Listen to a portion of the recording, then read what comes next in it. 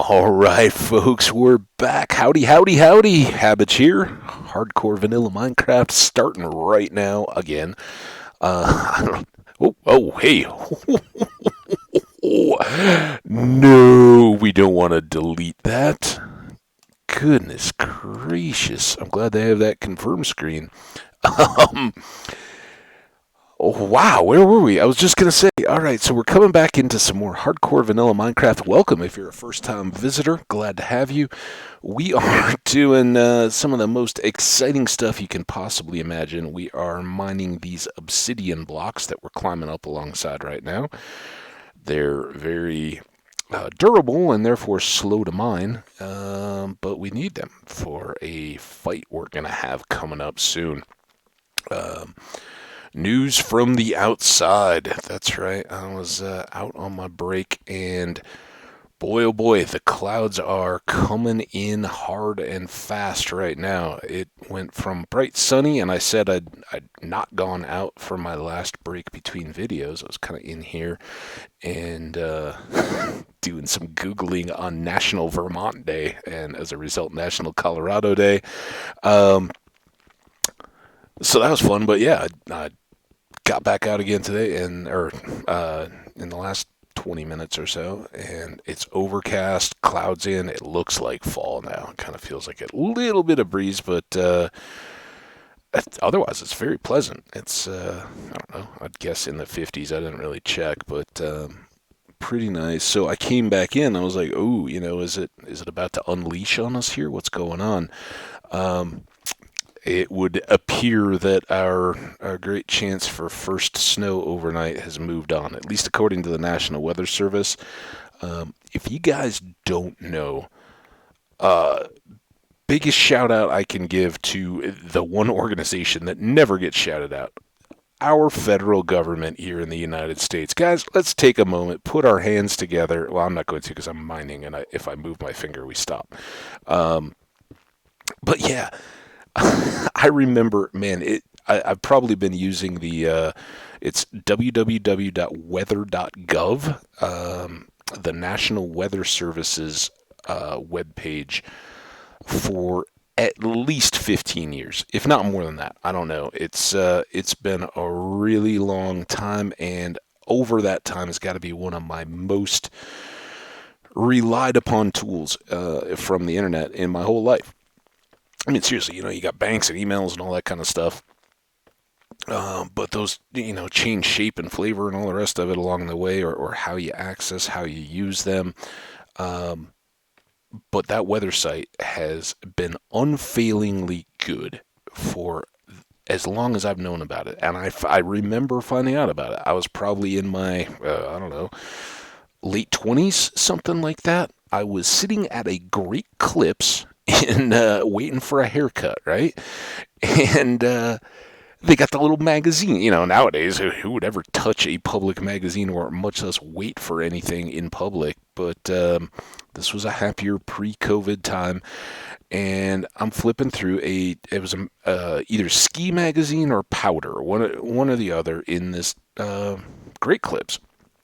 And I'm flipping through, and it's like a review of the best non-ski gear for the season, right? They're one of those deals. And back then, they're probably hyping like iPods and things like that.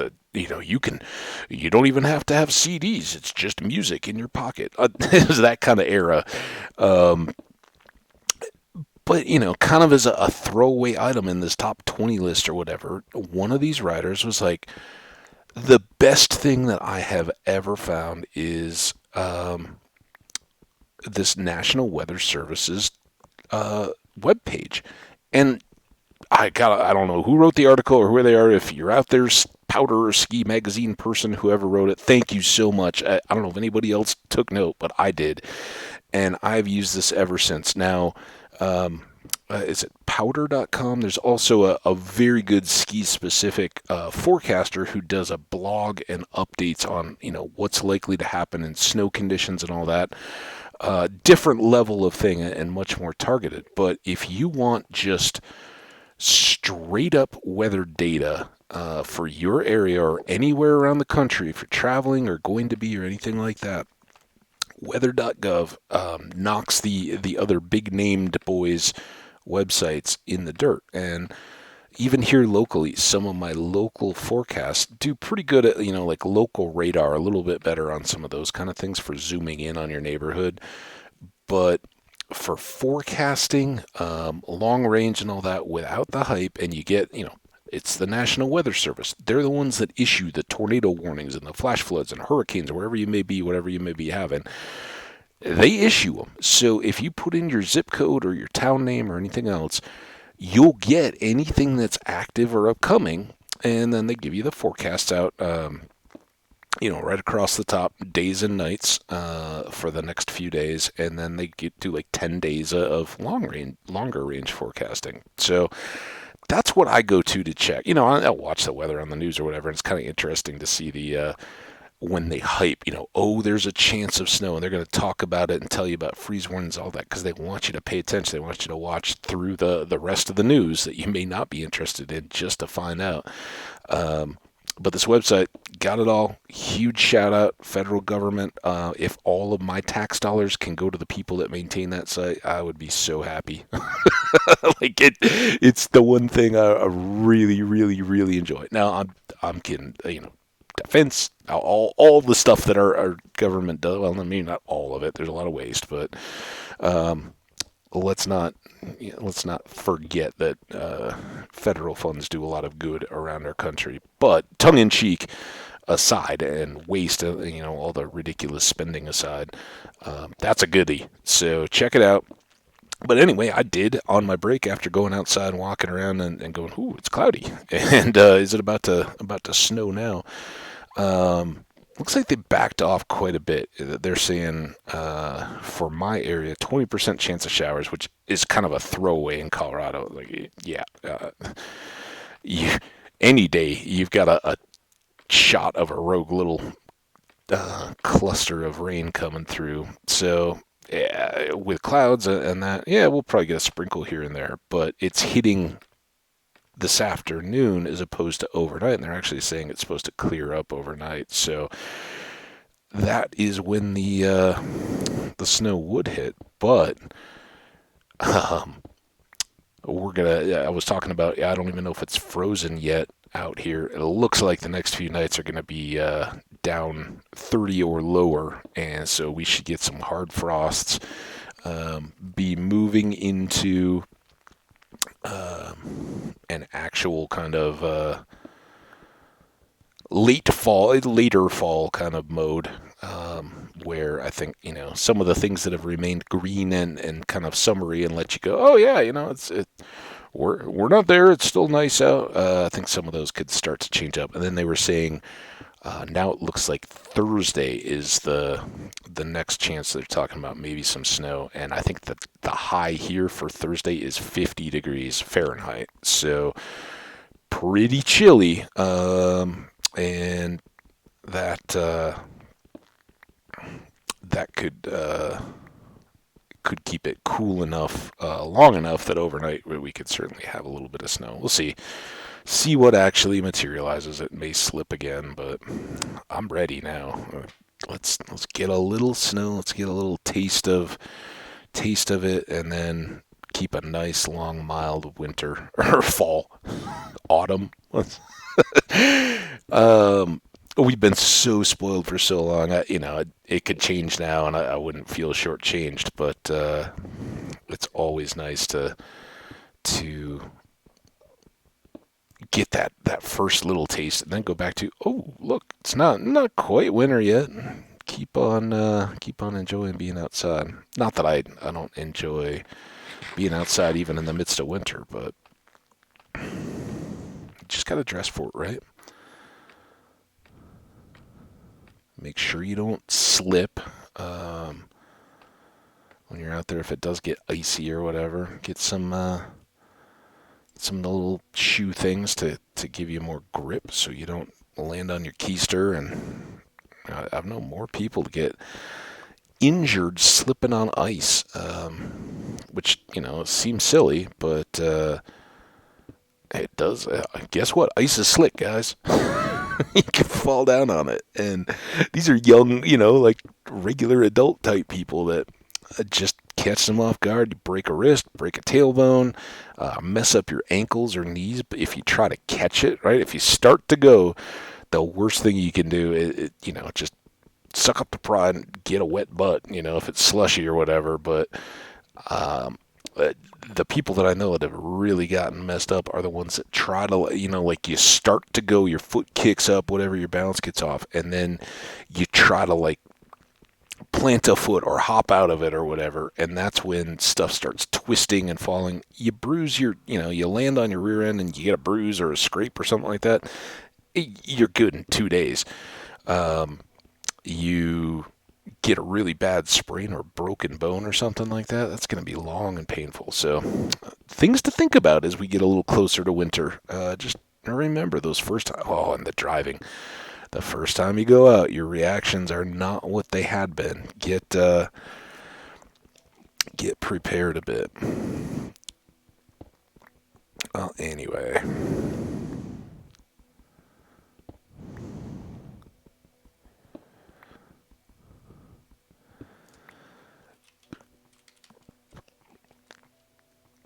I'm ready. And they're making snow at some of the resorts up in the mountains. Saw that had been tweeted out. That's pretty cool. Another good sign. And out here, that can go so quick with the right weather pattern. They start making snow and then get a few extra inches out of a storm, and you can go from like, yeah, they weren't even they didn't even have staff on site to we're open in a week. And usually, rule of thumb, to open or run at any of the ski resorts is they need 18 inches of base snow to make it worthwhile. And that has to get they have to run the tractor's snowcats over the top of them to pack it all down and make sure it doesn't, if it's 18 inches of fluff, that's going to compact as soon as anybody skis on it. It'll be gone in a minute. But yeah, once they can plow it in and get it going, then there's enough to start operations. And usually,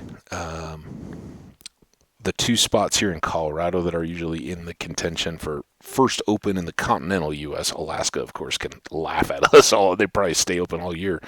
But down here, Arapahoe Basin and Loveland ski resorts usually compete amongst themselves and around the country as being the first to open for ski season each year. And I'm guessing that this will be the no exception, right? I don't think that the East is setting up really well. Usually, if it's not one of those two, it would be somewhere out east because they're getting a particularly cold, wet fall, and the mountains of hey, Vermont, we've been talking about you. It's your day after all. Might go. But regardless, whether we get snow here in Colorado today down in the Denver area, it sounds like probably the mountains are regardless. It's a heck of a good day for some gumbo. I am excited. I don't know. I didn't know this until I saw it this morning. So I don't know. I don't know if I'm gonna be able to get good gumbo today. I don't know. I know of a few places that have it on the menu, but like a legit top-notch short notice kind of deal. Usually that's a make-it-yourself kind of deal, but it takes time. I haven't done any prep, so I don't have anything to make my own. Don't know of anybody making it, but I may have to go find some place to pick up some gumbo.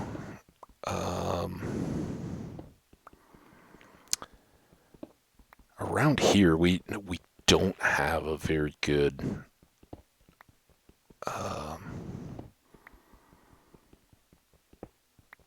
Cajun or New Orleans style mom and pop type restaurant that I know of. I'm sure they're out here somewhere. Right near me, there's like a bonefish, national seafoody kind of chain. I'm sure they've got something. A couple of those restaurants that aren't at all, they'll like throw gumbo on the menu, and occasionally I'll be like, oh yeah, I want to give that a try because I love gumbo. And then it's like, this come out of a can. Like I can go get some Campbell's chunky gumbo soup and pour it over some rice, I guess, but doesn't really do justice to what I'm thinking about. So I don't know. I'm gonna have to research that a little bit. Um, See what I can do.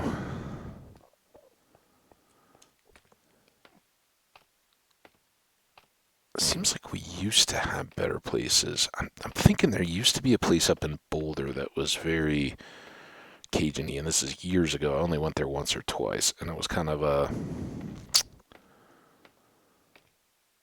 It was in the Pearl Street area. I don't think it was right on Pearl, um, but kind of on a cross street, maybe near the courthouse. If anybody in Boulder is listening and remembers back, I think this was maybe like 10 years ago. I remember going in and once for that, and then once just later in the evening. It kind of converted over and was all drinks because people used to go out to bars and stuff. Then this was all pre-pandemic. It used to be Papados. I think that's a chain, right? But we used to have those. I don't know where anything like that it would be around us. Yeah, I'm gonna have to look. Let's see if I can do something up. But anybody else? So anybody discovered it's National Gumbo Day and like me decided, you know what? That's all the reason I need. I'm gonna figure out something to get some passing mark at gumbo because of this. But 100%, it's got to happen. Between the weather, it's just a good gumbo kind of day, and the thinking about it. Oof, it's been a long time. And again, to my friends and favorite restaurateurs down in New Orleans, where I haven't been in years either. I know it will fail to live up to my memories, but I'll be thinking of the Big Easy.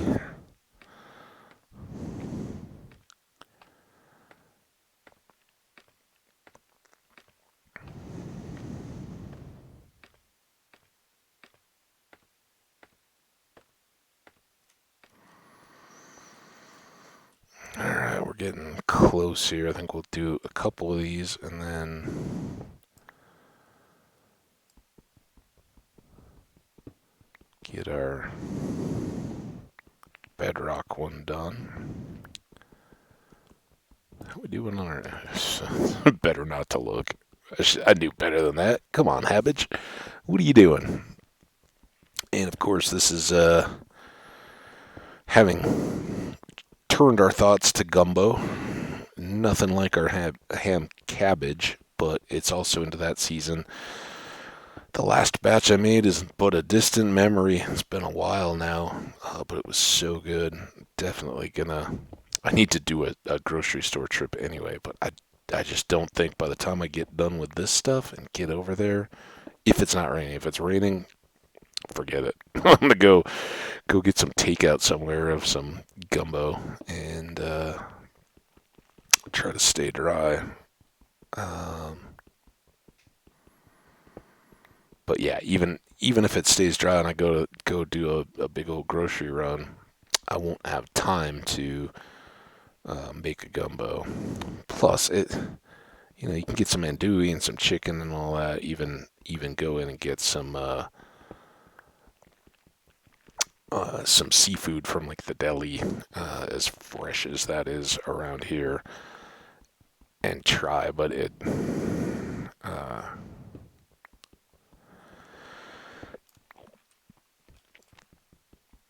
it doesn't quite do justice. And it for me, it's one of those. It's gotta just be slow.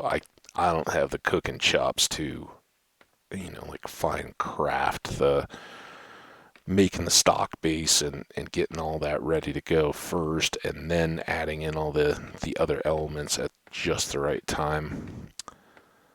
I need a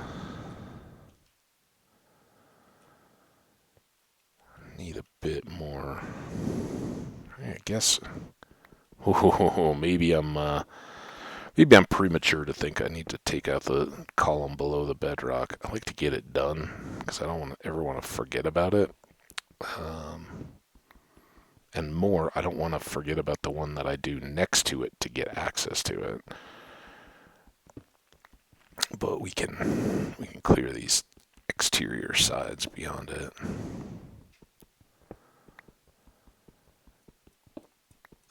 So yeah, Gumbo.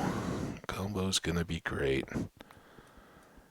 Man, I'll tell you what.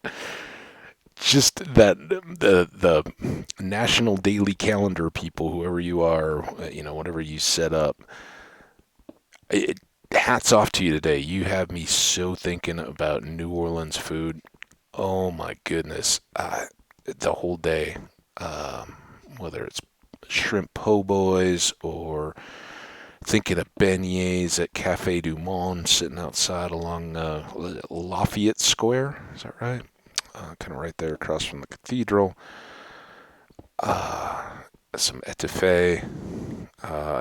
Don't hate me, everybody, but turtle soup I've had down there.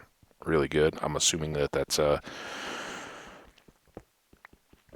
responsibly sourced. I had it at an old kind of fancy steakhouse down there. I've talked about my how my fantasy football buddies and I travel, and that's why I've gone to New Orleans most of the times.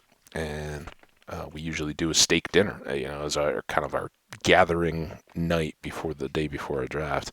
Kind of do what we call managers dinner, and if the winner from the previous year, if the trophy makes it that year, we've got one. It's kind of like the Stanley Cup. Everybody's names go on it. But if they're so inclined, speeches, and all that. But we try to find a good steakhouse someplace to go and kind of revel in being together, catching up, and all that. So yeah, the one I don't remember the name of it, right there on Bourbon, um, great old steakhouse. Probably one of the most prestigious we've been to in a long, long time, but so good. And yeah, they had turtle soup. Only time I've ever had it.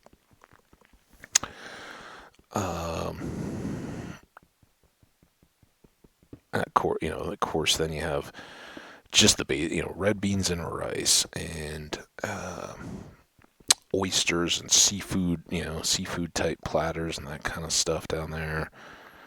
Oh, it's all so good. Catfish. See, I'm Midwest, so get me some walleye, whitefish, fish fry kind of deal. Um, Catfish isn't necessarily my go-to, but when I get down there, depending on how many meals opportunity I get to eat, and usually I try to squeeze in a few extra while I'm down there. Um, Catfish can be real good, and then there's all those just little side items and add-alongs that come along with it. Hush puppies, cornbread, and okra. Oh, okra.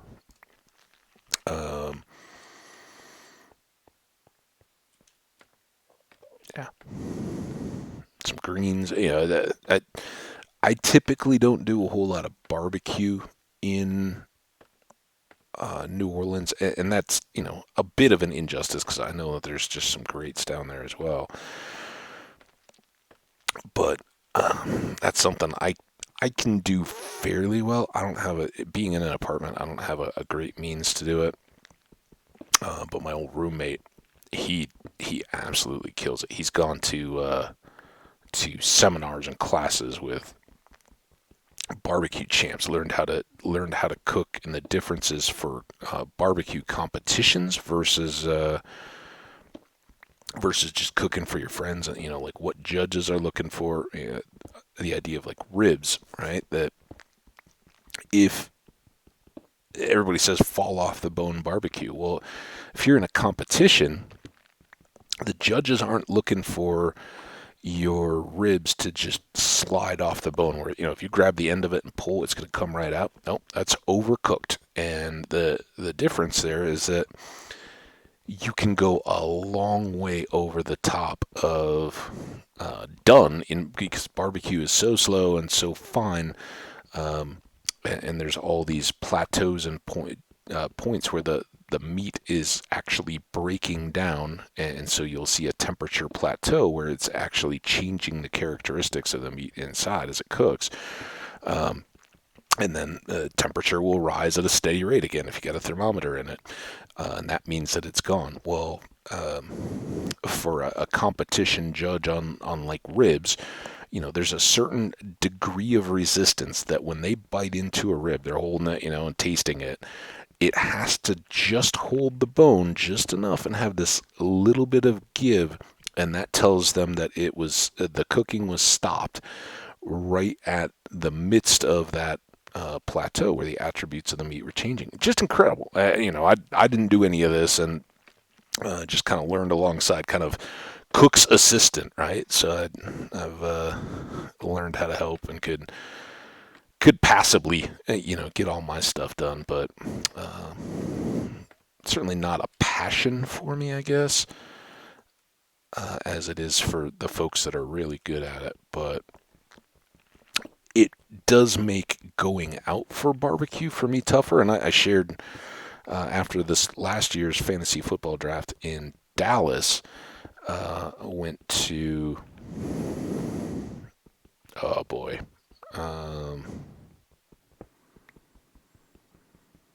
it's in Deep Ellum, the Deep Ellum district in Dallas, the barbecue spot. Now I can't think of it. It'll come to me, or I'll go check. I got a T-shirt to commemorate the event. It was so good. It makes it so that when you do find a really top-notch barbecue joint, it's well worth the stop. But it's not something I go seeking out when I'm traveling because it really is there. And it'd be a little different, you know, if you were in Memphis or KC or, you know, some of the various barbecue hotbeds. Even while we were in Dallas, right? Dallas is a huge barbecue center. But you do, when you travel to a place, you want to experience the local food and cultures and the things that they emphasize as items of pride. And certainly New Orleans has that in piles. So if I skip out on the barbecue stuff there, forgive me. It's just there's so, and with the seafood too. Just things you can't get at the freshness and quality here.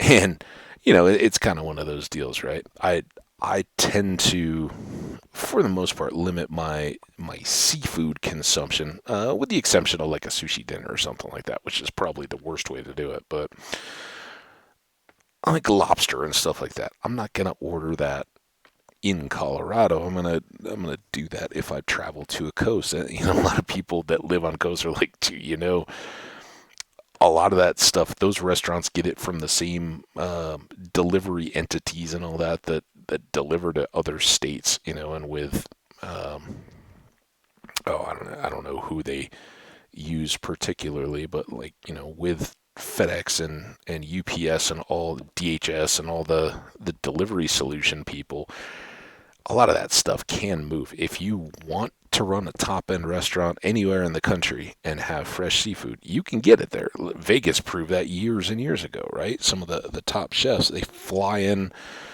Heck, I remember when the Paris casino opened, and it was new, or I don't even know when it opened, but first time I went there, you know, it was a big deal. They fly in croissants from France, or baguettes or something, every single day. And it's like, well, first of all, that's stupid.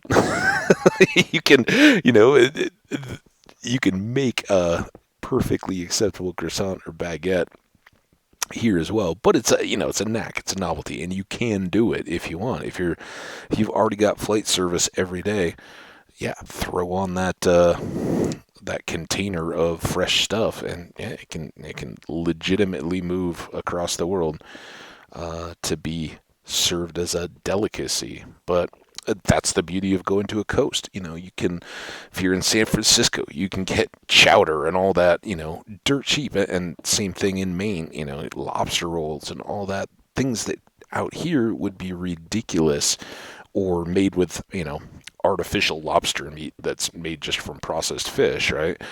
Um,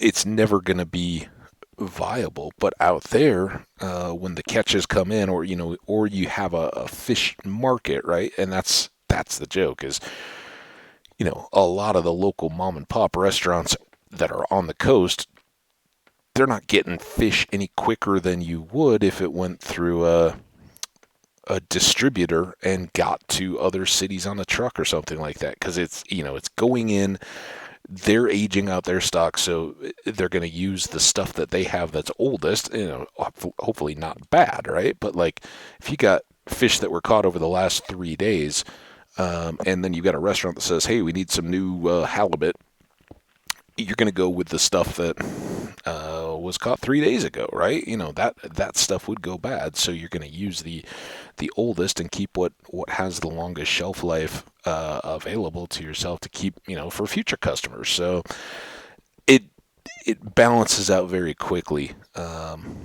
But there are also a lot of places locally, and there are distributors locally that are going to do a much better job of taking the local fishing industry and getting that out. And I think as a consuming public, we've come a long way in that of saying, hey, we'll go become patrons of restaurants that advertise that. Yeah, we're getting our fish from Billy the fisher boatman's fish and lobster service, and they bring it in and it gets to us within a day as opposed to sitting in a refrigerator for a week, that kind of stuff. So that's, I guess, why I don't eat barbecue in New Orleans, roundabout way, and do eat a lot of good food when I'm down there. By far my favorite city to eat in, hands down. Just so good.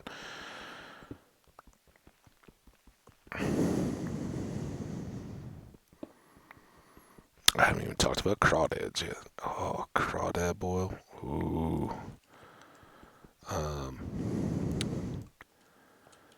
We do, or we used to, back when I had this roommate, we did Fat Tuesday. Um, Not because any of us were particularly uh, observant of Lent or giving things up, just because it was, end of Mardi Gras party week, right? And a reason to celebrate the fun memories of New Orleans and all that. So, amongst friends and all that, we'd do up some kind of food, have a king cake, and it's certainly less emphasis on the crazy partying over the years than it was, but it was, a fun chance to do some homemade cooking here of some of those really good foods. And one year we had a buddy that's back down in the New Orleans area send up crawdads. So we had a full on crawdad boil here in Colorado. So good. Oh, just awesome and that's, what are they, like a clam bake? Is that the one kind of in the Carolinas and some of the other southeast? I haven't done those. I think, I don't know if up in the Northeast do they do it with lobster too, where you kind of have the picnic table, right? And everything just gets dumped out. It's like corn and potatoes and all this stuff that all goes in the pot and all gets cooked up, and then they dump it all out, and especially with the clams or I don't know if it's clams and oysters or mussels or anything else, but you basically get your shucking knife and you're opening those up, and it's all you're not coming out of it unmessy, but you get a bucket of cheap beer to uh, work your way through and basically spend an afternoon or an evening. You're not going in, it's just a celebration of companionship and eating along the way, and the food is almost secondary because you can't shovel it down when, each one, I guess if you're good enough with a shucking knife, you can, but um, it doesn't all, you can be at a table for 3, 4 hours with your friends talking and laughing and enjoying the good food and hopefully somewhere outdoors with a view of an ocean or some kind of inland waterway and not feel pressure to move. Checking that and the time in our episode, we are at 35, so I think we stand a fair chance of getting through. Let's get this last one, and then we'll get our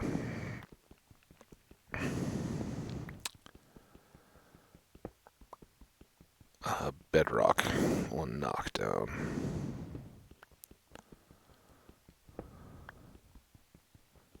It's weird that I'm looking at the portal or in the upper left. It's about to go, but the like particles at the top that are like too wide. But from way up here, those must be massive, or it just gives you a different overlay when you're looking at it from up high.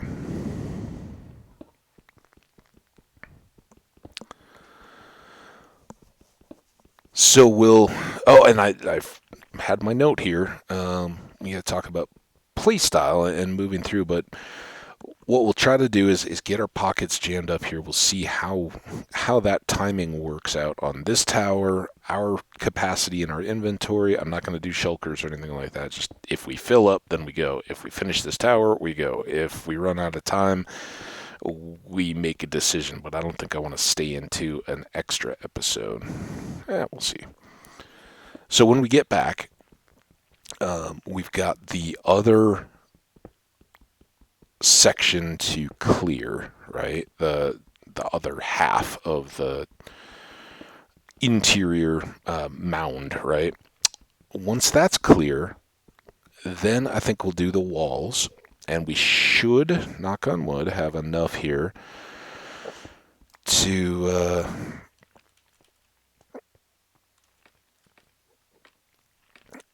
cover all the walls. Even if we had, if each of those sides is a stack, which I don't think any of them are a full 64, that would be 25 stacks of obsidian. We have 2 maybe back there already, 2 and a little bit of change, and then we have all these. So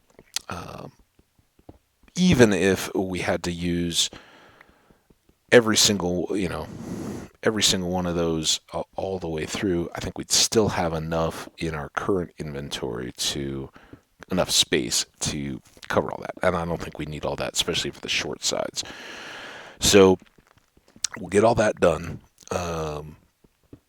Then we'll have to lift and then replace all the bottom floor blocks and then scatter some torches, but we're getting close. And that bottom floor, just as much as the ceiling, we're going to have to get a couple loads probably of obsidian to fill all that in. So hopefully we have a lot of leftovers. That would be a big help to get it started. And of course we won't have to be working over our heads, so it should go a little quicker there. But the next few steps in our project here are kind of straightforward and laid out. And then I don't think there's going to have to be a whole lot of fight prep. In our past fight in the slow cooker, we did set up the dispenser. I don't think I'm going to do it here, but just so that those of you guys know, we had kind of an escape single block wide hallway, 2 blocks tall, where we could run away and out. Maybe we'll set the dispenser with a couple on our way back to the. Just went the really long way around, just to demo it. But basically a pressure plate with a dispenser with splash potions of healing, so that if we got in trouble, we could just back along the hallway and hit ourselves with potions. And the same thing that works as healing for us is a problem for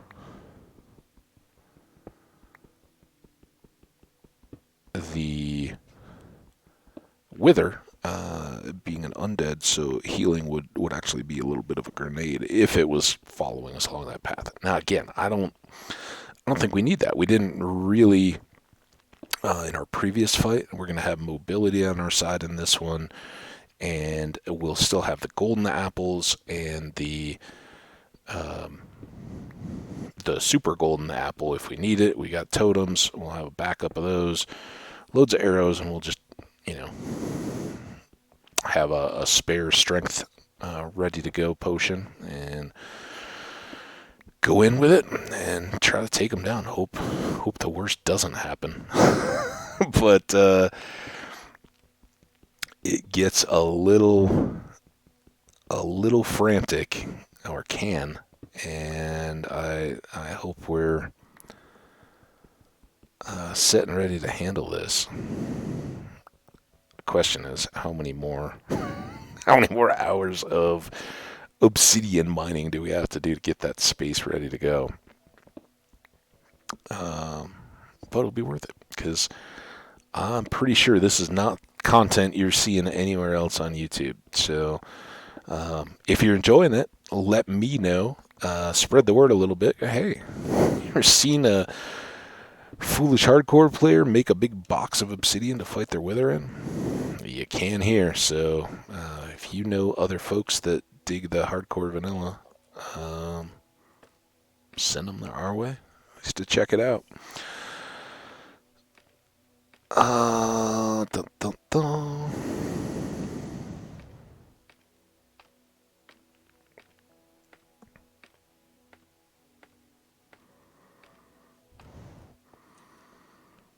Sadly, I think we are going to do this now.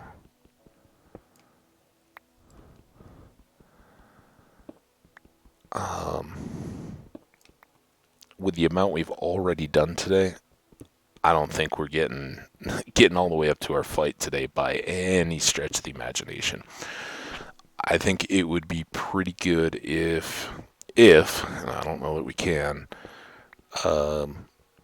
we get this load back, get the other stone and all that section cleared, and get the walls covered. If we can do all that today and then come back and just have the floor to finish up before our fight, I think we'd be doing really, really well.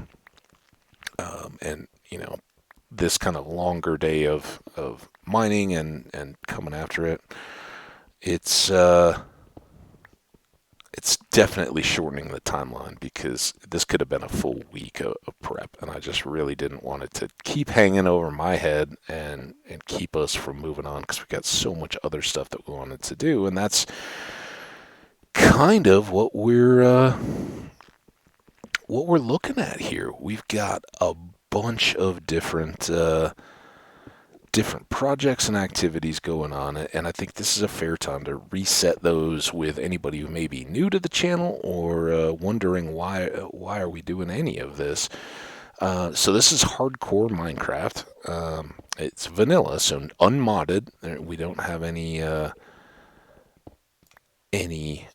extra mechanics or anything like that. And for my sake, I don't do duping too much with machines, at least not yet. We're coming to that point, and hold that thought, for anybody who's big on making iron farms, or the various big farms and machines and all that kind of stuff. We may get there pretty quick, but at least to start, we are ostensibly focused on the HCMC 100.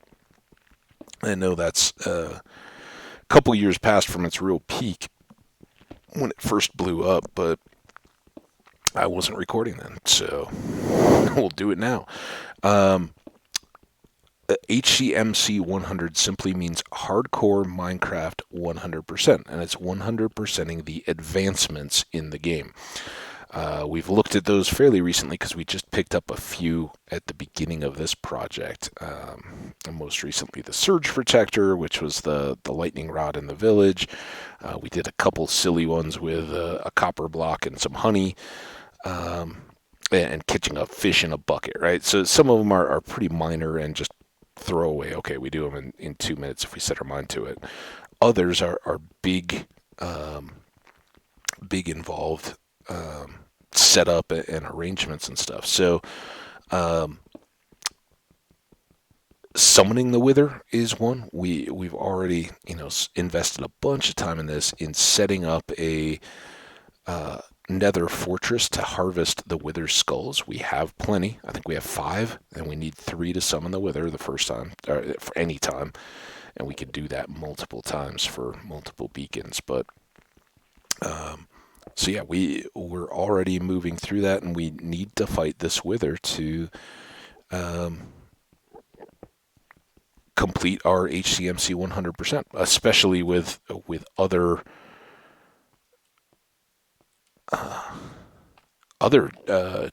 advancements to go as well. We've got 15 maybe more to go. We've come a long way, but some of the remaining ones, as you might guess, are um, significant in their challenges.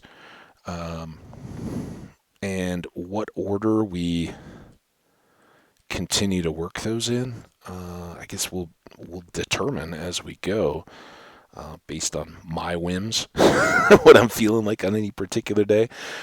But uh, as you may guess, in a world that's 200 and teens, I don't know exactly which one, 16 maybe is this one. Um, but in a world that's that many episodes long, speaking of long, I just want to check our time here. 46, almost 47. Um, I do not rush the advancements or anything, and I've often said, but haven't talked about it too recently. A lot of people often go and go, man, I get so bored. How do you not get bored of Minecraft? It's all the same. Everybody's doing the same stuff. It's all this. And as popular content, and it's a great medium because it does keep things fresh, but as popular as speedrunning and some of that content variety has become, it's kind of taught a generation of young Minecraft players to shortchange their own Minecraft experience. You got to remember, Minecraft is a sandbox. It's not a competitive game. There's nothing built into the game that says you got to do things quickly or in a particular order. And by having such hugely popular content coming out of speedrunners, and in the past, some of the HCMC where content creators had kind of accepted this challenge. We're like, all right, well, if I'm going to do it, I'm going to do it fast, right? Get it done, and say I've been there, which there's nothing wrong with. But there that focuses on do this, and this, advance as quickly as possible, and get all the resources you need. And my take is there is a fun to Minecraft that is tied specifically to the early part of the game when you're as vulnerable as you're ever going to be. You don't have all the premium materials, right? Like netherite. No, I got to find diamonds. I don't know we're close to any of that. Um, so we try to embrace that. I try to do some building, as you guys have seen, or maybe haven't here. Um, but even though I don't have a cool base structure, really, and didn't do a lot of building in this particular one, we build a big farm. We set up our villager trading outpost for our librarians, and we go through and get all the books as we're trying to roll for the ones we need for our efficiency and unbreaking and mending and all those. So we don't shy away from some of the things that will make a full rich world. And that's why, yeah, I've had a number that have gone quickly. I've had some that have lasted a long time, like this one. But they stay fresh and fun. And yeah, we haven't gotten to the point of building big OP farms. We just haven't reached it. But when we do, and when we get to that, it'll be more worthwhile because we haven't done it or failed to do it a bunch of times because it's the first thing we try to do every time. How many people do you see that? Oh yeah, I'm making my iron farm, and they've gone and looted some gold armor or something like that from various things and rushed the Nether and died a bunch of times, but trying to get the right seed where there's a fortress right there and saying, "Oh, I got a terrible seed. It's awful. We got to start over," or I've got to scramble back and then go try to find the next broken portal to repair. Um, by by never taking on the challenges of rolling with the unfavorable stuff that you get, you make the game more flat, more quick, and over. So yeah, of course you can reseed your world all you want. I'm not going to be mad at you for it, but understand that when you're doing that, you're also um, limiting the replayability because it's going to be the same experience every time. If you always look for a spawn that's on a plains right next to the ocean with a village in sight, of course, every first time you start, the experience is going to be very much the same, right? You're going to have the same challenges and the same problems, and the same tactics are going to work very favorably. Now, I'm no different. You guys have seen I've walked thousands of blocks to set up a base. In this world, we actually got in a boat and traveled quite a ways before we found the site where we really wanted to make our base, and it is not at spawn.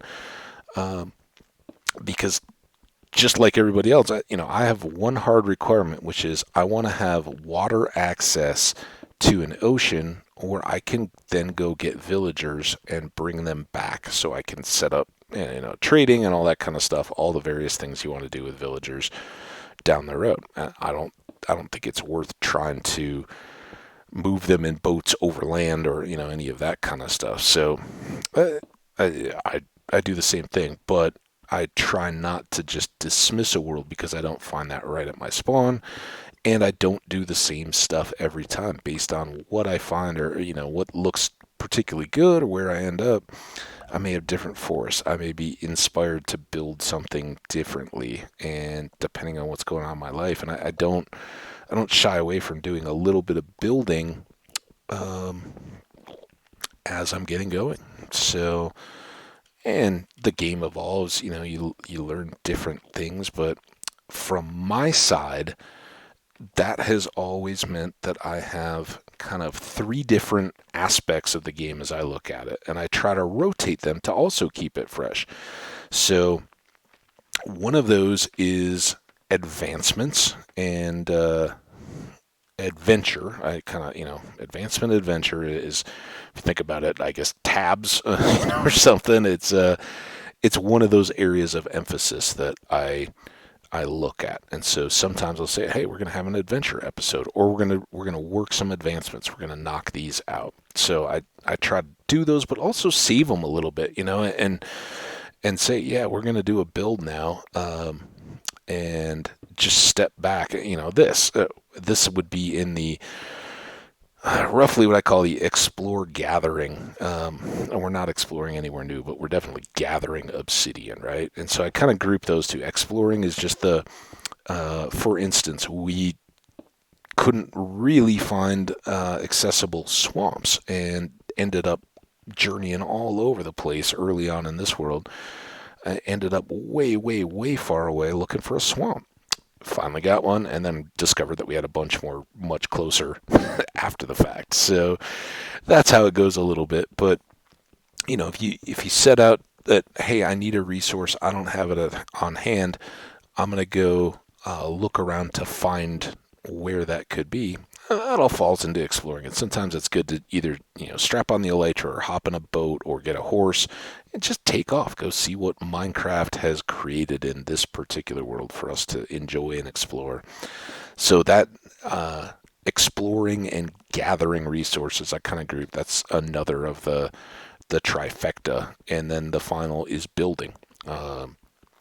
Because as our friends that play creative or peaceful, or even just regular survival mode where buildings don't go away if you have a mishap. Um, the ability to manage your own environment and make it what you want it to be. I gotta check the time again. If I can, 55. All right, let's do this again. Um, that's that's worthwhile, and we'll talk a little more about building and what we want to do. Does the arena count as a build? A little, in that we have to gather resources for it and put in a lot of time to it, but um, yeah, it's not created. It's a big scale, but it's just a big box, right? That hopefully the wither won't get out of as we fight. Anyway, let's save and get out. We got at least one more episode in me today, and then we'll see where that leaves us. But I want to thank you guys. I really do appreciate everybody tuning in. Hope you're enjoying. Hope if you have any say in it, you can talk the other folks in your life into a little bit of gumbo. It usually isn't a tough sell, but go see if you can track some down on National Gumbo Day. Also, celebrate our Vermontian friends in their National Vermont Day. Our farmers, God bless you, farmers. We appreciate all the foods. We wouldn't be having gumbo if it wasn't for farmers raising the holy trinity of peppers, onions, and celery. Yeah. So keep it coming our way. We love you for it, and free thinking. Let's stay open and rational in our thoughts. Anyway, you guys take care. We will see you for the next one. Bye now.